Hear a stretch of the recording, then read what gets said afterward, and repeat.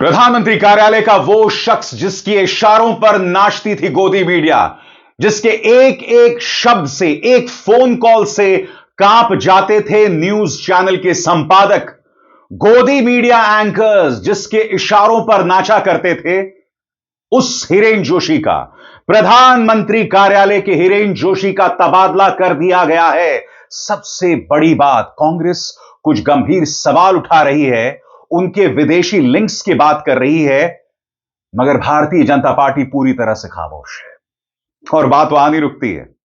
आपकी स्क्रीन पर यह नवनीत सहगल, प्रसार भारती के चेयरमैन हैं। कल देर रात इनका भी इस्तीफा हो गया। आपके सामने यह है उनका रेजिग्नेशन लेटर। यह हो क्या रहा है भारतीय जनता पार्टी सरकार के अंदर? कौन है नवनीत सहगल? इत्तेफाकन नवनीत सहगल भी हिरेन जोशी के खासम खास थे। हिरेन जोशी उन्हें प्रसार भारती में लाए थे। सबसे बड़ी बात, यह वही नवनीत सहगल हैं जिनके कार्यकाल में तिहाड़ जेल में नाम रोशन करने वाले इस पत्रकार को सालाना 15 करोड़ की सैलरी पर लाया गया था। जी हां, आपके और हमारे टैक्स के पैसे से इस व्यक्ति को बनाया गया था एंकर दूरदर्शन के अंदर। आज यह सवाल बहुत ज्यादा जरूरी हो जाता है कि क्यों भारतीय जनता पार्टी कांग्रेस के आरोपों पर खामोश बनी हुई है।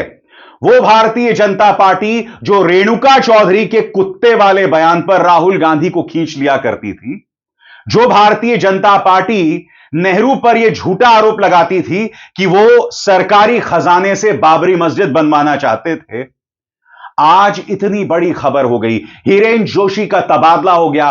कांग्रेस गंभीर आरोप लगा रही है, मगर एक शब्द नहीं साहब, एक शब्द नहीं।